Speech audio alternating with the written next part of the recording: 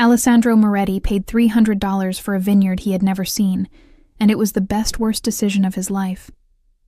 The auction listing said abandoned property, sold as is, buyer assumes all risk.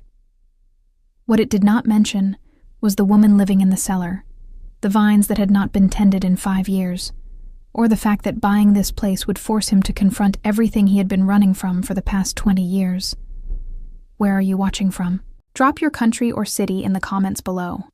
And if you want to support the channel and get exclusive access to bonus content, early releases, and members-only stories, click that join button.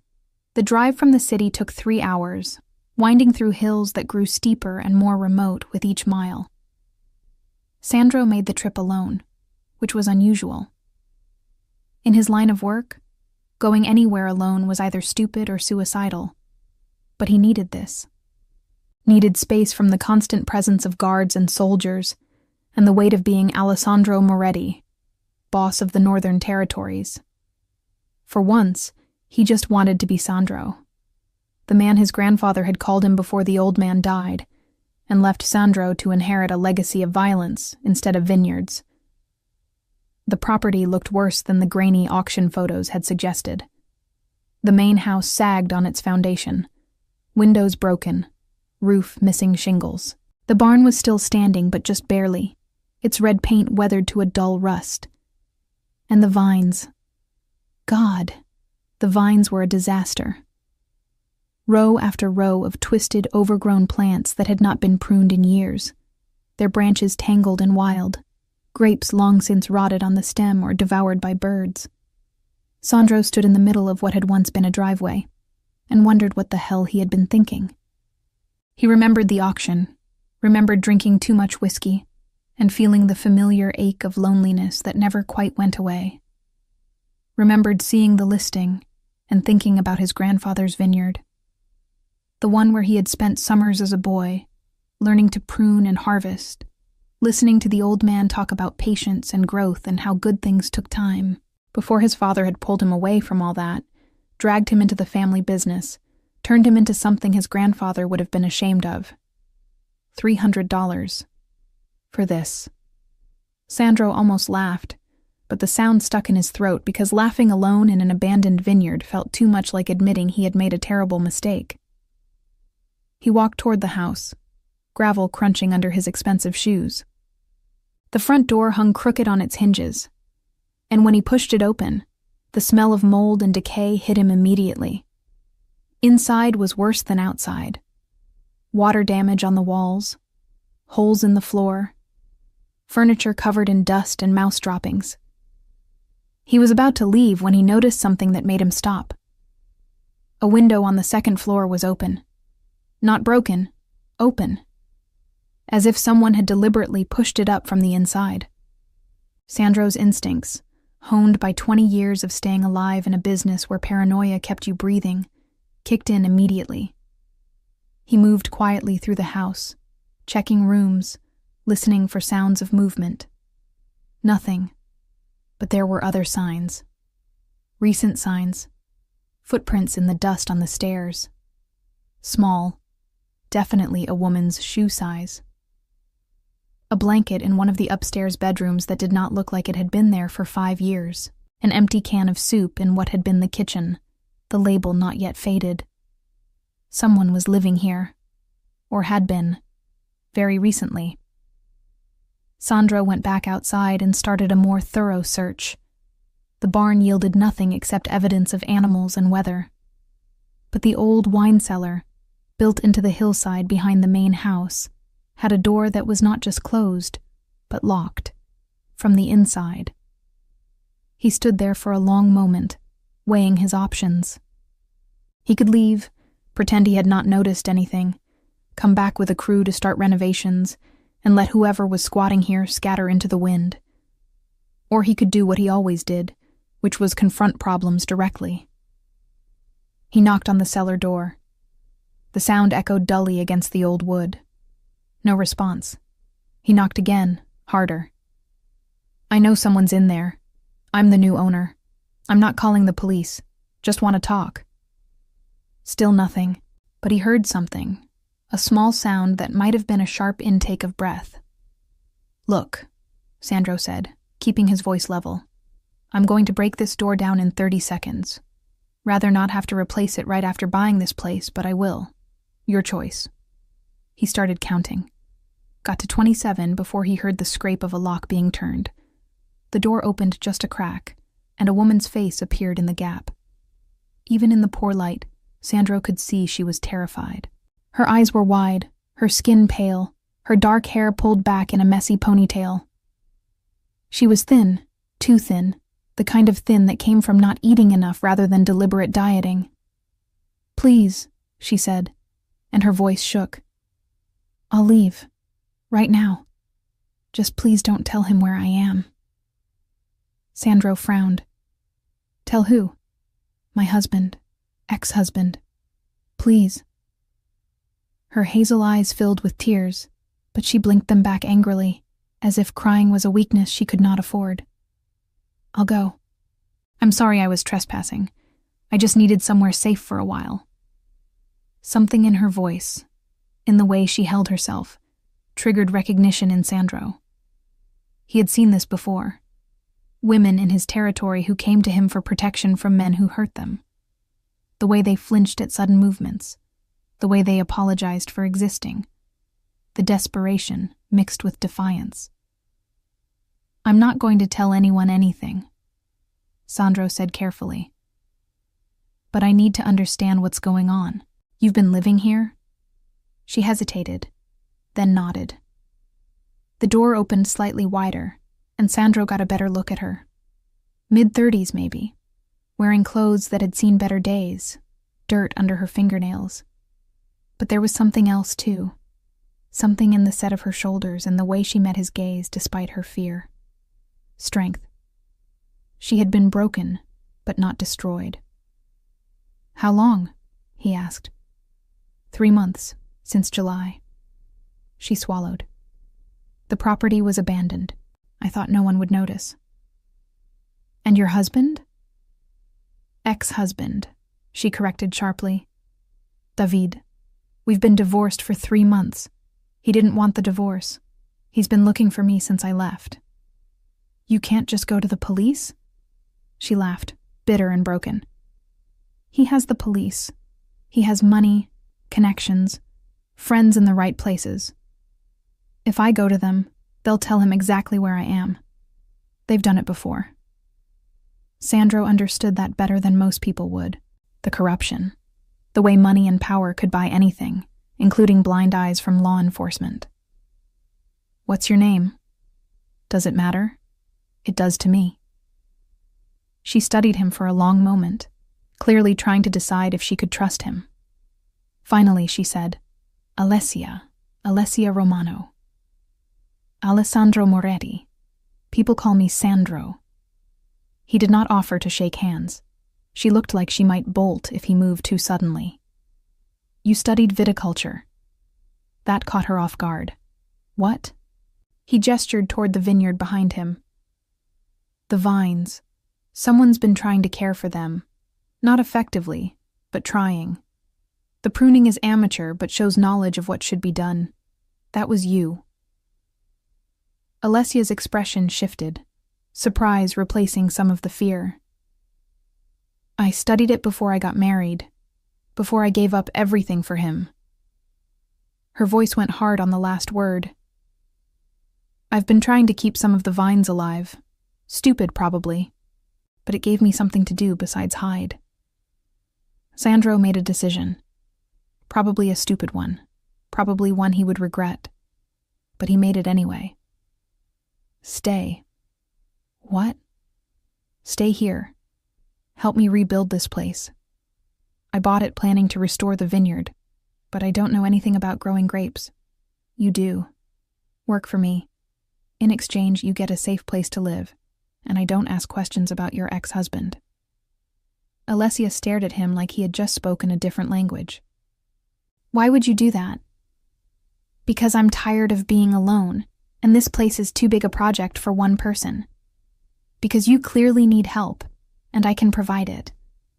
Because honestly, you look like you haven't eaten properly in weeks, and that's offensive to my Italian grandmother's memory." He shrugged. "Take it or leave it, but decide now. I've got a long drive back to the city tonight." "You're serious." "I don't joke about business arrangements." "I don't even know you. You could be dangerous." "I am dangerous," Sandro said honestly. "But not to you.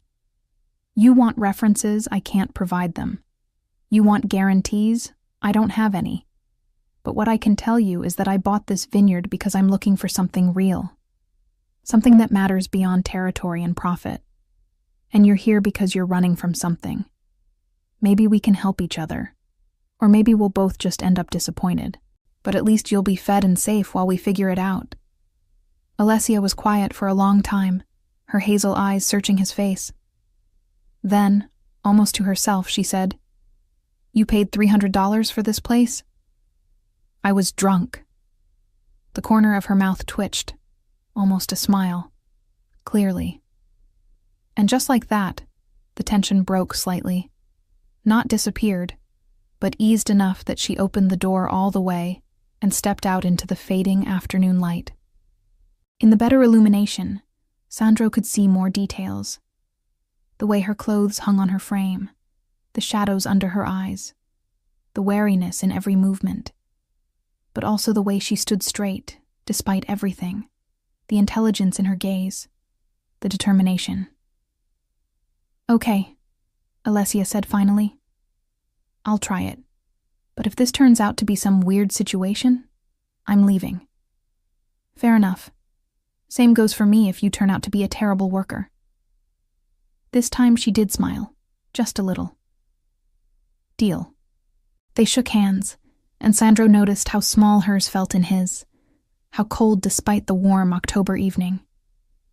He also noticed the faint bruises on her wrist that her sleeve did not quite cover, yellow-green with age but still visible.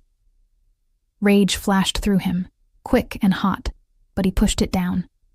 Not his business. Not yet, anyway. "I'll come back tomorrow," Sandro said. "Bring supplies, food, some basics to make the house more livable. In the meantime, stay out of sight. I don't know who might be watching this place. No one knows I'm here. You hope no one knows. There's a difference." He pulled out his wallet and extracted several large bills. "Take this. If you need to leave for any reason before I get back, at least you'll have money for a bus or a meal." Alessia stared at the money like it might bite her. "I can't take that. Consider it an advance on your wages. I haven't worked yet. Then work twice as hard when I get back." He pressed the bills into her hand. "Take it, Alessia, please."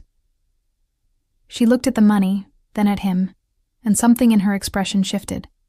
Not trust, not yet, but maybe the beginning of it. "Thank you." Sandro nodded and turned to leave, then paused. "One more thing.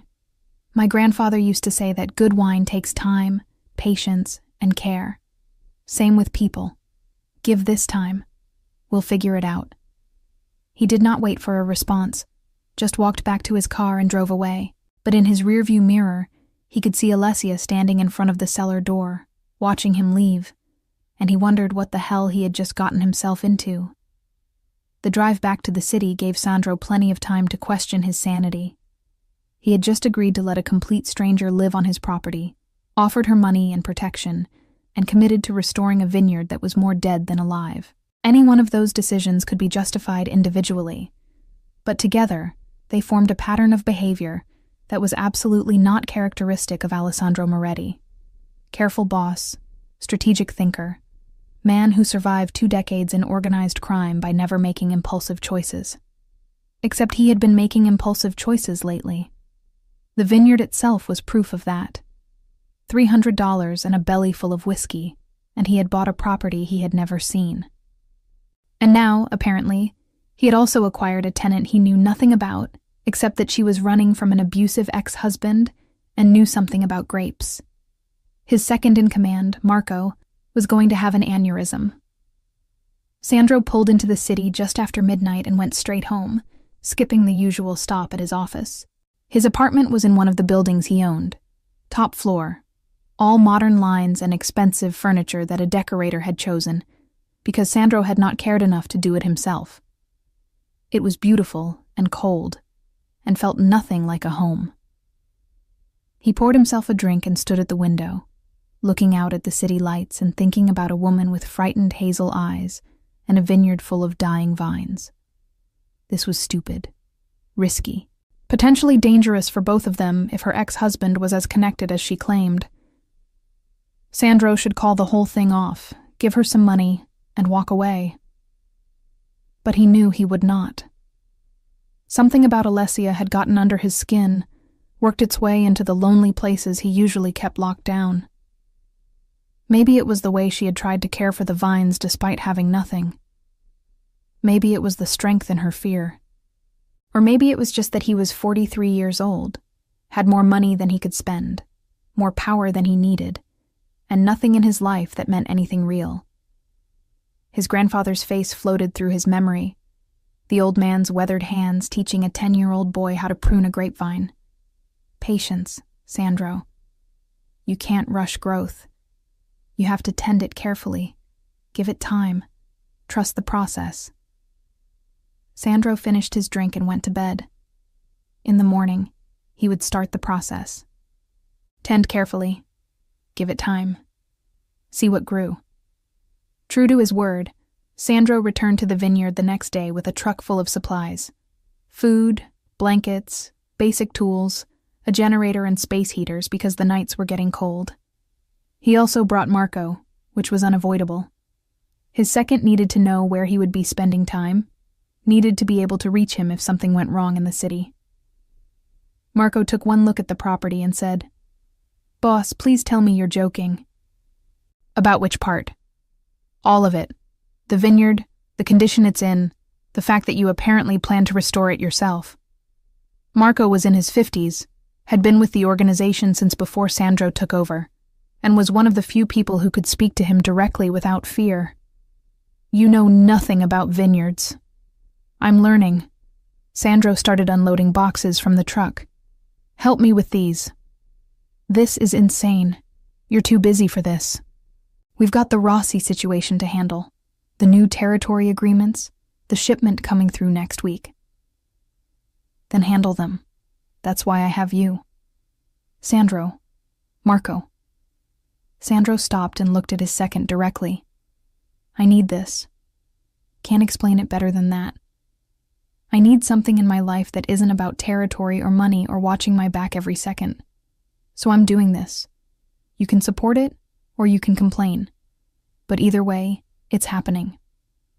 Marco studied him for a long moment, then sighed. "You're the boss, but I'm putting extra security on this place. If you're going to be here regularly, I need to know you're protected."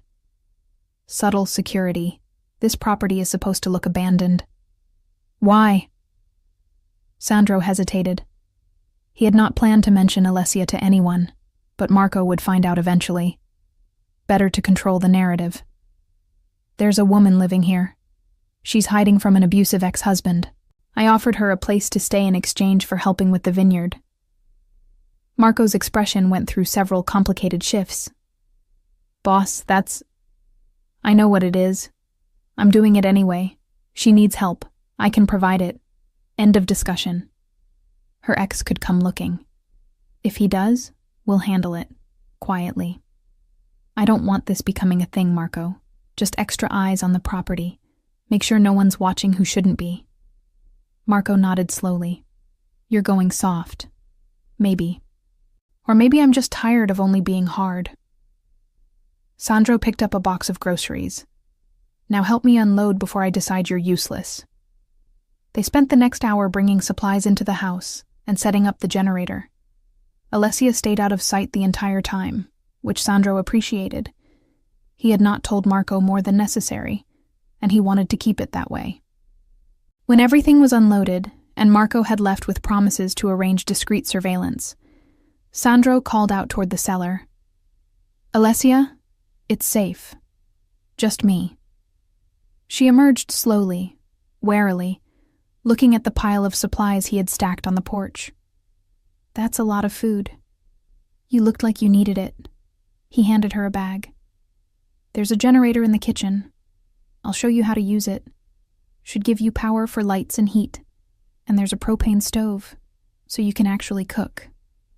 Alessia looked overwhelmed. This is too much. It's practical. Can't have you working if you're malnourished and freezing. He started showing her around the house, pointing out what he had brought and where he had put it. As they walked, he noticed things he had missed the day before. The way she moved carefully, as if her body still hurt. The way she flinched at loud noises. The way she kept herself between him and the exit, even while trying not to make it obvious. Alessia, he said quietly, I'm not going to hurt you. I know I'm a stranger, and you have no reason to trust me, but I need you to hear that. I'm not your ex-husband. I won't touch you without permission. I won't raise my voice. I won't make you uncomfortable. If I do any of those things, tell me, and I'll stop. She looked at him for a long moment, and he could see her weighing his words against her experience. Finally, she said, Why are you being so nice to me? It was a fair question. Sandro leaned against the kitchen counter and considered how honest to be. You want the truth? Please. I'm lonely. I've been lonely for 20 years, maybe longer. I built a life that keeps me safe and powerful and completely isolated. I have soldiers and associates and people who follow my orders, but I don't have friends. I don't have family beyond business. I come home every night to an empty apartment and wonder if this is all there is. He gestured at the vineyard beyond the window. I bought this place because it reminded me of being a kid with my grandfather, before everything got complicated. And then I found you, and I thought maybe we could help each other. You need safety. I need purpose. Maybe that's enough of a foundation to build something on. Alessia's eyes had gone wide. That's the most honest thing anyone said to me in years. Honesty's easier than games. Life's too short for games. Your accent, she said suddenly. Northern Italy? Sicily, originally. But I've been in the north so long it's mixed. He smiled slightly. You're changing the subject. I'm processing. She sat down at the rickety kitchen table. You're in the Mafia, aren't you? Sandro did not bother denying it. Yes. That's why you understand about connections and police who can't be trusted. Yes. Should I be afraid of you? That's up to you. But I'll tell you this. I've done terrible things to protect what's mine and to maintain power. I won't apologize for that because it's the world I live in. But I don't hurt innocent people. I don't prey on the weak.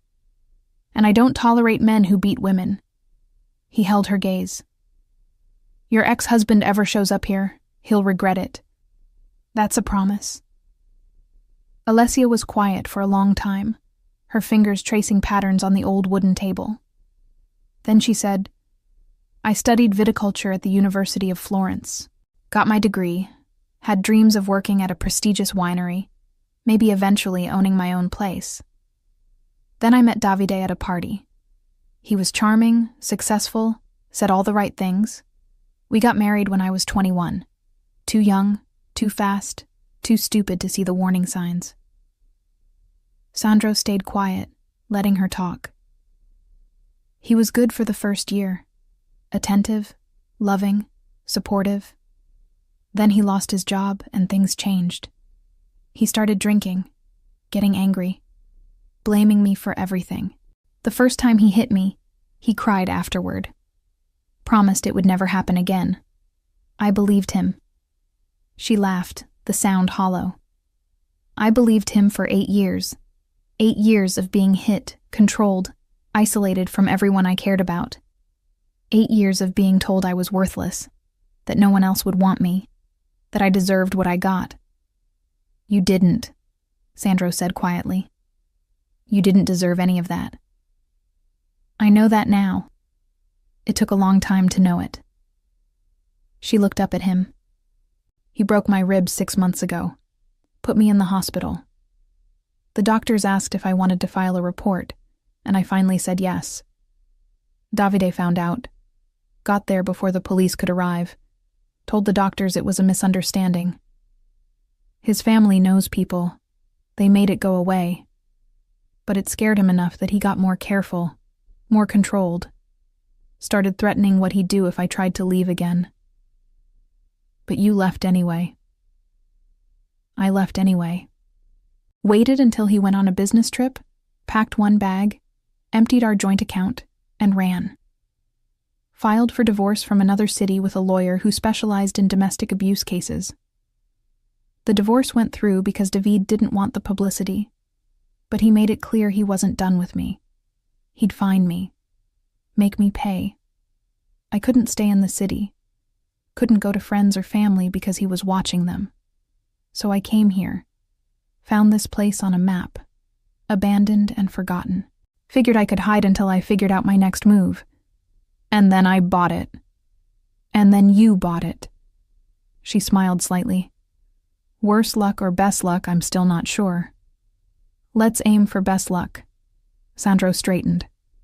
Here's what's going to happen.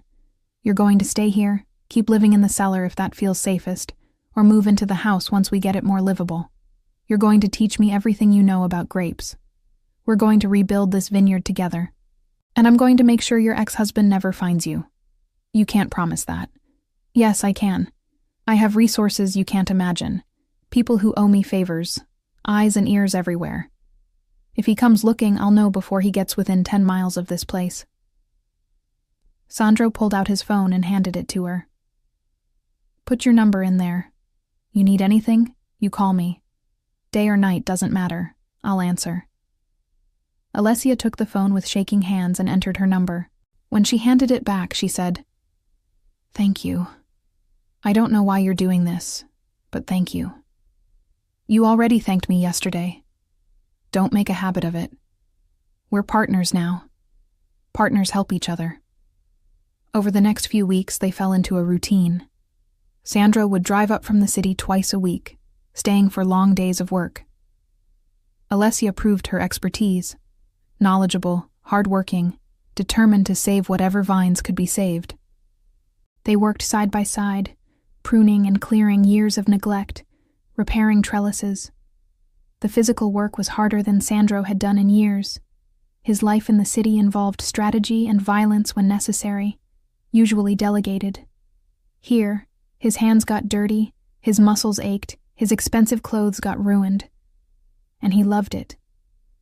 Alessia was changing too. With regular meals she filled out, with safety she relaxed, with purpose she came alive. When she talked about the vines, about growth cycles and soil composition, her whole face lit up with passion and knowledge. They talked while they worked. Small things at first, then bigger things. Sandro told her about his grandfather, about learning viticulture as a boy, about the moment his father dragged him away into the family business. Alessia told him about her childhood in Florence, her dreams before marriage, the person she had been before David. They were careful with each other. Sandro never touched her without warning, kept his voice low, his movements predictable. Alessia slowly stopped flinching, stopped positioning herself for escape, started occasionally smiling without fear behind it. The first moment of real levity came 3 weeks in when Sandro tried to start the ancient tractor. The engine exploded in black smoke, covering him in oil. Alessia burst out laughing. Real laughter, head thrown back, transforming her face. Sandro grinned despite the oil. "Glad you're amused. Great purchase, boss. Very worth it." "I'm never going to live that down, am I?" "Never." Her eyes were warm, teasing, and Sandro realized this was the first time he had seen her genuinely happy. He looked away quickly. This was not that. She was recovering from abuse, and he was giving her safe space to heal. Anything else would be wrong. But the awareness was there now, a spark he carefully smothered. That night, they shared their first real meal together on the porch, pasta and wine while the sun set. Sandro told her about his grandfather's vineyard, about learning that wine needed sun and rain, time, and patience. Alessia shared her dream of being a winemaker, creating something beautiful that would last. "To necessary dreams," Sandro said, raising his glass. "To necessary dreams," she echoed. The weeks turned into months. November arrived with cold rains that turned the vineyard into mud and made work difficult. Sandro found himself staying at the property more often, sleeping in the house instead of driving back to the city. Marco handled business, checking in daily but giving Sandro space. The organization ran smoothly without his constant presence, which was both reassuring and slightly humbling. Alessia moved out of the cellar and into one of the upstairs bedrooms. With the generator and heaters, the house was livable if not comfortable. They worked on making it better, fixing leaks, replacing broken windows, cleaning years of neglect. It was slow, hard work, but satisfying in a way that Sandro's usual business never was. Here, progress was visible, tangible, real. The vines were responding to their care, not thriving yet, but stabilizing. The pruning had helped. The cleared weeds had given them room to breathe. Alessia said they might actually get a small harvest next year if they could keep this up. It was during one of those cold November afternoons, working together to repair a section of trellis that had collapsed, that the awareness Sandro had been suppressing flared into something harder to ignore. They were struggling with a heavy wooden beam, trying to lift it into place. Alessia was on one end, Sandro on the other, both straining with the weight. Her hand slipped at the same moment his did, and suddenly they were grabbing for purchase, fingers tangling together around the rough wood. Time stopped, or seemed to. Sandro was acutely aware of the touch. Her hand under his, small and strong, cold from the weather, but warming where their skin met. He could feel her pulse, could see the exact moment awareness hit her too. The way her eyes widened, the way her breath caught. They both froze, the beam forgotten, just staring at each other over 3 feet of space that felt suddenly charged with something electric. Then the beam slipped completely, crashing to the ground between them, and the moment shattered. "Sorry," Alessia said quickly, pulling her hand away. "I should have had a better grip." "My fault," Sandro said, his voice rougher than intended. "Let's try again." They lifted the beam properly this time, got it into place, secured it with practiced efficiency. But the awareness lingered. Sandro could feel it in the air between them, could see it in the way Alessia's eyes kept darting to him when she thought he was not looking. This was dangerous. This was complicated. This was everything he had promised himself he would not let happen. But it was also there, undeniable and growing stronger every day they spent together. That evening, Sandro drove back to the city even though he had planned to stay. He needed distance, needed to think, needed to figure out what the hell he was doing because this had stopped being simple charity weeks ago and had become something else entirely. Marco took one look at him and said, "You're in trouble." "That's an understatement." "The woman?" Sandro did not bother denying it. "I'm attracted to her. That's a problem." "Why is it a problem? You're both adults." "She's recovering from abuse, Marco. She's vulnerable, dependent on me for safety and security. If I make a move, I'm no better than her ex-husband, using power to get what I want." "That's not the same thing, and you know it." "Isn't it? She needs me. That creates an imbalance. Anything that happens between us would be tainted by that imbalance." Marco poured them both drinks. "So what are you going to do?" "Nothing. I'm going to keep my distance, keep things professional, let her heal without complicating it. And if she's attracted to you too, then we both deal with it like adults." Sandro downed his drink. "I won't take advantage of her. That's not negotiable." But staying away was harder than he expected. The vineyard pulled at him, and it was not just the work. It was her. The way she hummed while she worked, the way she got excited explaining things about the vines, the way she had started smiling more, laughing more, becoming more herself every day. He wanted to be there to see it, to be part of her transformation, to be someone who helped instead of hurt. So he kept going back, kept working beside her, kept maintaining that careful distance even as the attraction grew stronger. It was Alessia who broke first. They were in the wine cellar one afternoon in late November, taking inventory of what was salvageable. The space was cold and dark, lit only by the lanterns they had brought. Sandro was examining bottles covered in dust when Alessia spoke from behind him. "Sandro, we need to talk." He turned to find her standing closer than usual, her hazel eyes direct and determined. "About what?" "About whatever's happening between us. Whatever this is that we're both pretending isn't there." His heart kicked hard against his ribs. "Alessia." "No, listen. I'm not stupid. I feel it. I know you feel it too. And we've been dancing around it for weeks now, being careful and professional and safe. But I need to know if I'm imagining it, if this is all in my head." "You're not imagining it." The admission came out rough, honest. "But acting on it would be wrong. You're vulnerable. You need safety, not complications. Don't I get to decide what I need?" She took a step closer. "I know I'm damaged. I know I'm dealing with trauma. But I'm not broken, Sandro. I'm not some fragile thing that's going to shatter if you touch me. And I'm attracted to you. Have been for weeks. So either tell me I'm alone in this, or admit that you feel it too." He could lie. Should lie. Should protect her from this mistake. But looking at her face, seeing the courage it took to say those words, seeing the woman she was becoming standing strong and demanding honesty, he could not do it. "I feel it too," Sandro said quietly. "Every damn day. But you need to understand what you're asking for. I'm not a good man, Alessia. I've hurt people. I'll probably hurt more people.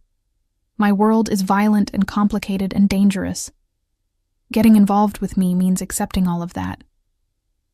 I know what you are. I'm not naive." She was close enough now that he could see the gold flecks in her hazel eyes. "And I'm not asking for promises or forever. I'm just asking for honesty. I'm tired of being afraid. Tired of letting what Davide did control every aspect of my life. I want this. Want you. If you want me too. God. Yes, I want you." The words came out before he could stop them. "But not like this. Not in a dark cellar because we're both lonely and the attraction got too strong to ignore. When I kiss you, if I kiss you, I want you to be sure. Completely sure. Not just recovering from trauma and confusing gratitude with desire." Alessia's eyes flashed. "Don't tell me what I'm feeling. I know the difference between gratitude and attraction. I'm attracted to you. To the way you listen when I talk about the vines. To the way you've respected my space while still being present. To the way you laugh when things go wrong instead of getting angry. To the way you look at me like I'm someone worth looking at." She reached up and put her hand on his chest, over his heart. "I'm sure, Sandro. I've been sure for weeks. The question is whether you're sure." He covered her hand with his, feeling the steady beat of his heart against her palm. Every instinct he had built over 20 years of control and restraint was screaming at him to step back, to maintain the distance, to protect her even from himself. But he could also feel the truth in her words, see the strength in her eyes, understand that denying this would be denying her agency, as much as acting on it inappropriately would. "I'm sure," he said finally. "But not here. Not now. Let's do this right." He lifted her hand from his chest and kissed her knuckles gently. "Have dinner with me tomorrow night. A real date. Just us. Good food. No work. Let me court you properly. And then, if you still want this, we'll figure it out together." Alessia's smile was bright enough to light the dark cellar. Okay, yes, that sounds perfect. Sandro made reservations at a small restaurant he owned in a town an hour away from the Vineyard. Private room, good wine, the kind of setting where they could talk without worrying about being seen or overheard. He drove them there the next evening, acutely aware of Alessia beside him in the passenger seat. She had dressed for the occasion, wearing one of the few nice things she had, a simple dark blue dress that brought out the hazel in her eyes. She had left her hair down, and it fell past her shoulders in waves. She looked nervous and excited and beautiful. "You clean up nice," Sandro said as they drove. "So do you." She gestured at his suit. "Although you always look good. It's unfair, really." He laughed. "It's the expensive tailoring. Makes anyone look good." "No, it's not just that." She was looking at him directly now, and he could feel the weight of her gaze. "You're attractive, Sandro. Surely you know that. Tall, broad shoulders, those intense green eyes, the whole dark and dangerous thing you have going on. You must have women throwing themselves at you constantly." "Not really. Being a boss tends to intimidate people. They see the power, not the person. I see both." She said it simply, like a statement of fact. "And I like both." The restaurant was everything Sandro had hoped. Quiet, elegant, intimate without being oppressive.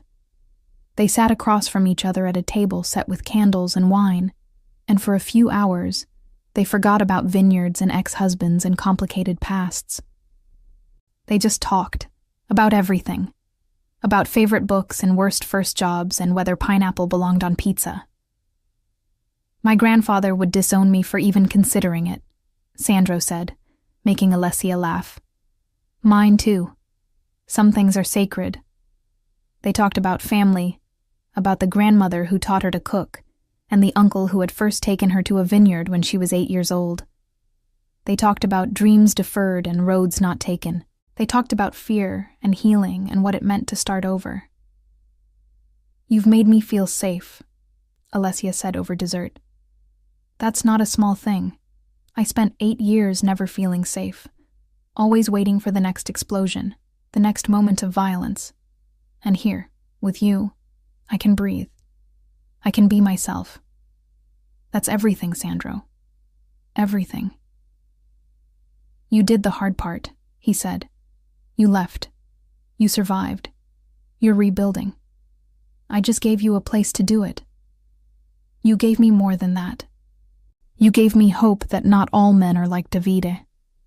That strength doesn't have to mean cruelty. That power can be used to protect instead of control."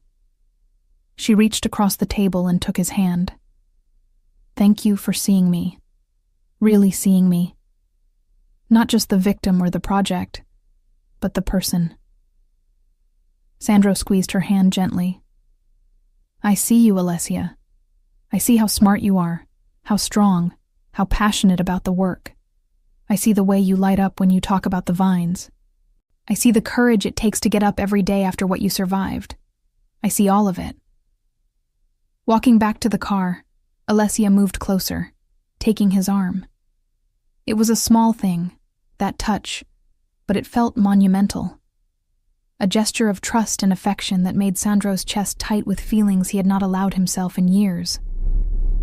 He drove slowly back to the vineyard, not wanting the evening to end. When they arrived, he walked her to the house, suddenly uncertain. They stood on the porch, the November night cold around them, stars bright overhead. "This was perfect," Alessia said. "Thank you. Thank you for saying yes." They stood there for a long moment, and Sandro could feel the pull between them, the desire to close that last bit of distance and kiss her. But he remembered his promise. Slow, careful. Let her lead. Alessia seemed to read his mind. "You're holding back. I don't want to rush you. Sandro, I'm standing here hoping you'll kiss me. Please don't make me ask twice." He cupped her face gently, giving her time to pull away if she wanted. She did not. Instead, she leaned into the touch, her eyes closing briefly. "I'm going to kiss you now," Sandro said softly. "Tell me if you want me to stop." "Don't stop," she whispered. He kissed her carefully, softly, a gentle pressure of lips that tasted like wine and possibility. Alessia made a small sound and kissed him back, her hands coming up to rest on his chest. The kiss deepened slowly, heat building between them. But Sandro kept it controlled, kept it gentle, mindful of her history and what it meant to be trusted with this. When they finally broke apart, both breathing hard, Alessia smiled. "Took you long enough." He laughed, the sound surprised out of him. "I wanted to get it right." "You did. Perfectly right." She kissed him again, quicker this time. "Good night, Sandro." "Good night, Alessia." He waited until she was inside before walking back to his car, and he drove back to the city with the taste of her still on his lips and the knowledge that everything had just changed. December brought deeper cold and winter work, heavy pruning, preparing soil, planning for spring. It also brought a shift in their relationship. They were no longer just partners. They were something more.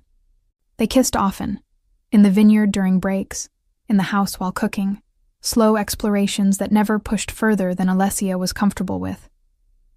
Sandro took his time, let her set the pace. "You're very patient," she said one evening as they watched snow fall. "I've waited 43 years for something real. I can wait as long as you need." "What if I said I'm tired of waiting?" She turned to face him. "I want you, Sandro. Want more than just kisses. I trust you completely." He kissed her forehead, her cheeks, her mouth. "If you're sure, then yes, but we go slow. You're in control. Anything you don't like, you tell me and we stop." "I understand." She stood and held out her hand. "Come with me." He followed her into the house, up the stairs to her bedroom. She had made it her own over the past months, cleaned and painted, added curtains and blankets, turned it from a forgotten room into a space that felt like her. She lit candles while he stood by the door, giving her space to change her mind if she needed to. But she did not change her mind. She came to him, took his face in her hands, and kissed him with a certainty that made his heart race.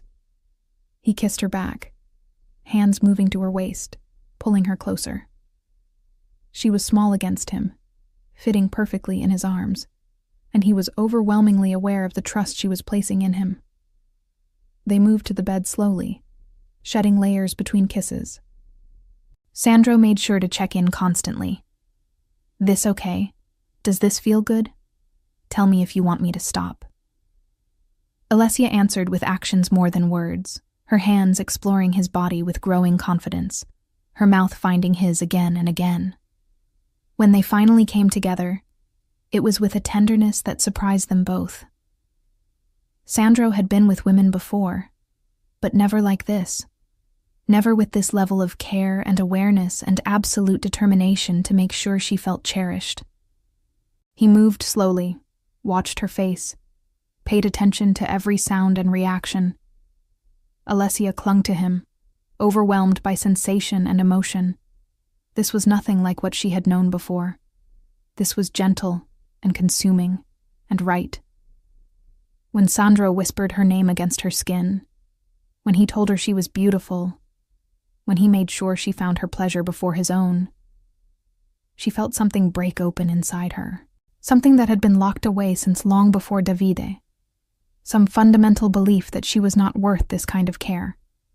Afterward, wrapped in his arms with the candles burning low, Alessia cried, not from pain or regret, but from relief and joy, and the overwhelming realization that she was safe.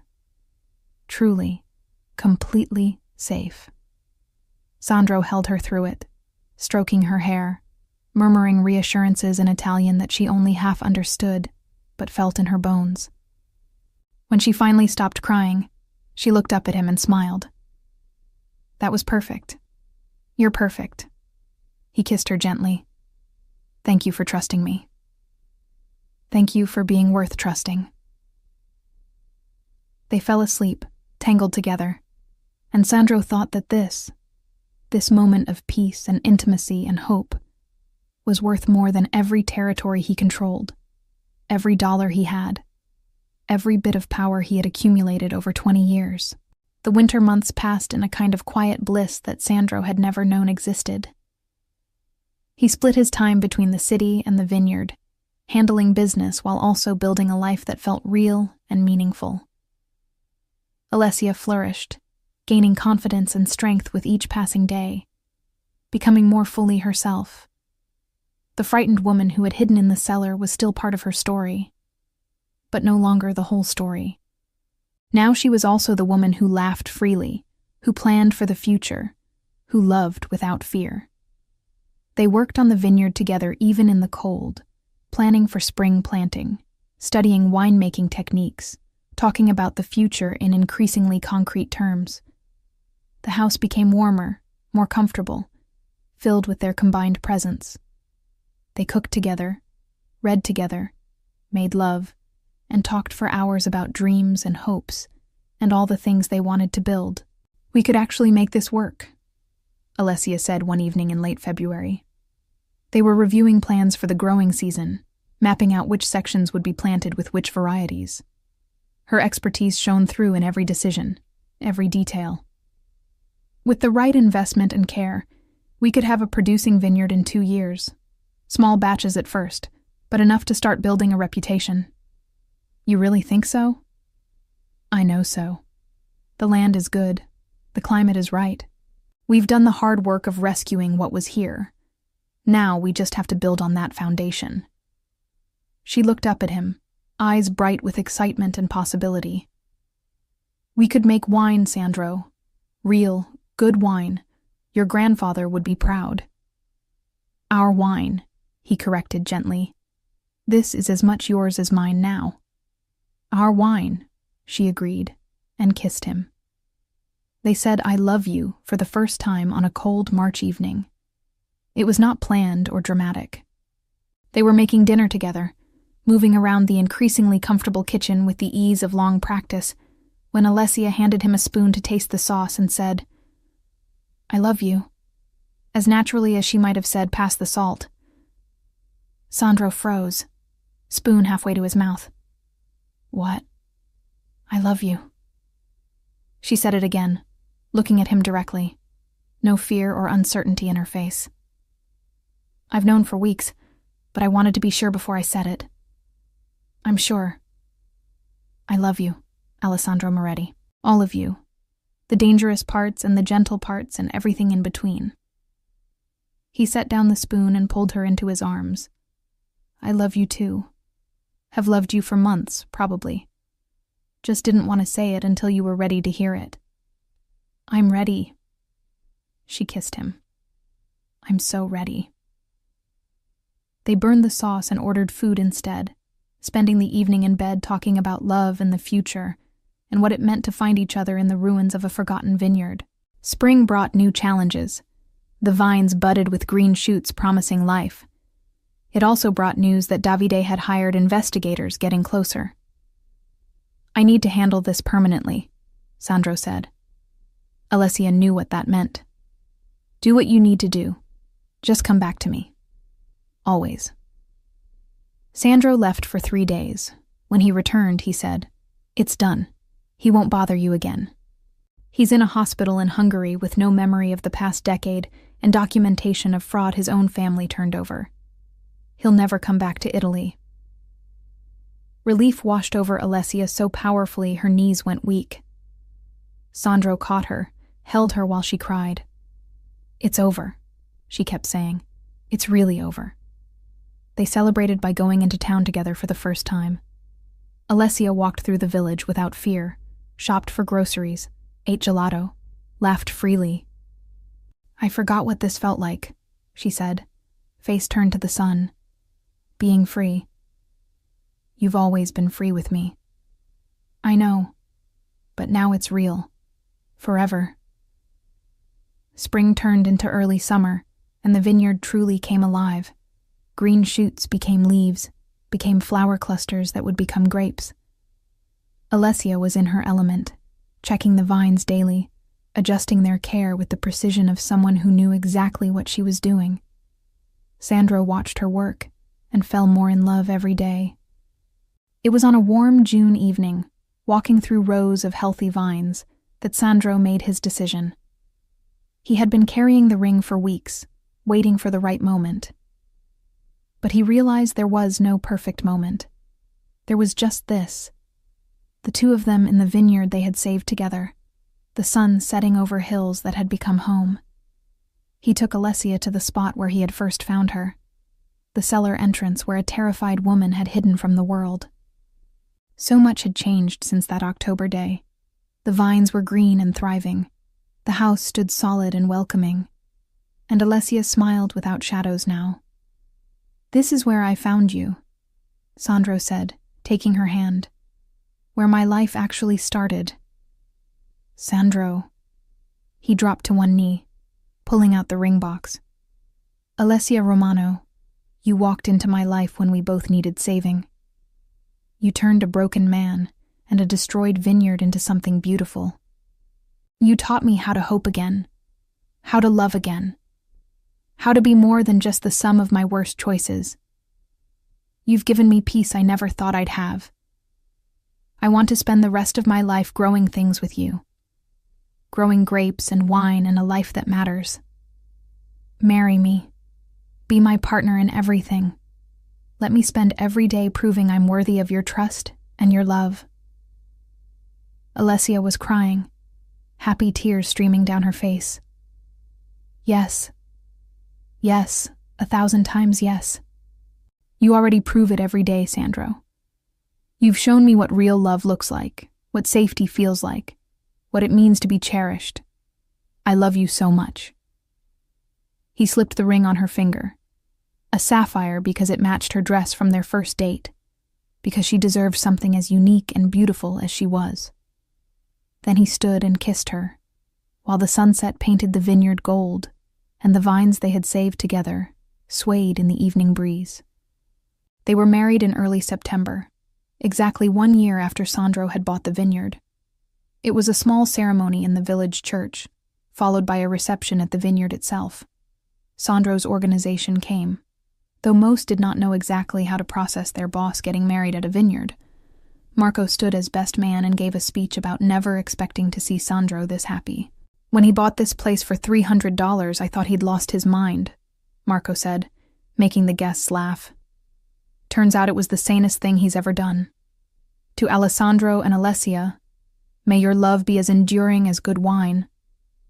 Alessia's family came, her parents and siblings who she had been too afraid to contact while hiding, but who accepted her back with tears and joy.